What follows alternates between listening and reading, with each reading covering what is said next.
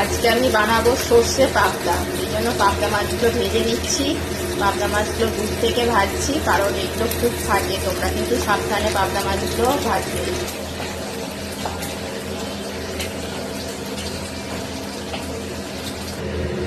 মাছগুলো আমার ভাজা হয়ে গেছে। এবার ওই তেলেই দিয়ে দেবো একটু কালো জিরে আর শুকনো লঙ্কা। পেঁয়াজ দিয়ে দিলাম, পেঁয়াজ দিয়ে ভেজে নেব। পেঁয়াজগুলো ভালোভাবে ভাজা হয়ে গেছে। এবার দিয়ে দিলাম টমেটো কুচি, তারপরে দিয়ে দিলাম একটু নুন, হলুদ গুঁড়ো দিলাম, লঙ্কা গুঁড়ো দিলাম।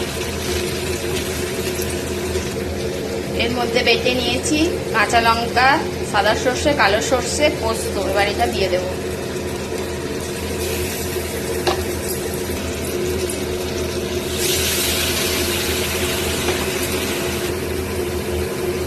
মশলাটা কষানো হয়ে গেছে। এবার অল্প একটু চিনি দেবো। এবার দিয়ে দেবো মশলা ধোয়া বাটির জল, কিন্তু স্বাদটা আরো ভালো আসে।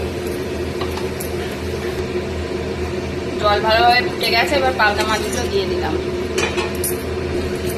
সর্ষে পাবদা মাছ হয়ে গেছে। চেরা কাঁচা লঙ্কা দিয়ে নামিয়ে নেব। দেখো কত সুন্দর। আজকে আমি বানাবো সর্ষে পাবদা। এই জন্য পাবদা মাছগুলো ভেজে নিচ্ছি। পাবদা মাছগুলো দূর থেকে ভাজছি, কারণ এগুলো খুব ফাটে। তোমরা কিন্তু সাবধানে পাবদা মাছগুলো ভাজবে।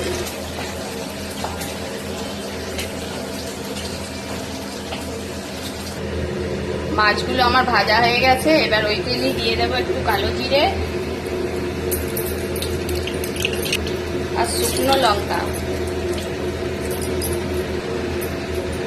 পেঁয়াজ দিয়ে দিলাম, পেঁয়াজ দিয়ে ভেজে নেব। পেঁয়াজগুলো ভালোভাবে ভাজা হয়ে গেছে। এবার দিয়ে দিলাম টমেটো কুচি, তারপরে দিয়ে দিলাম একটু নুন, হলুদ গুঁড়ো দিলাম, লঙ্কা গুঁড়ো দিলাম। এর মধ্যে বেটে নিয়েছি কাঁচা লঙ্কা, সাদা সর্ষে, কালো সর্ষে, পোস্ত। এবার এটা দিয়ে দেবো।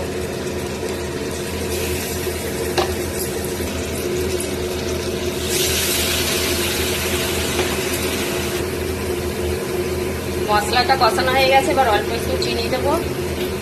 এবার দিয়ে দেবো মশলা ধোয়া বাটির জল, কিন্তু স্বাদটা আরো ভালো আসে। জল ভালোভাবে ফুটে গেছে। এবার পাবদা মাছগুলো দিয়ে দিলাম। সর্ষে পাবদা মাছ হয়ে গেছে। চেরা কাঁচা লঙ্কা দিয়ে নামিয়ে নেব। দেখো কত সুন্দর।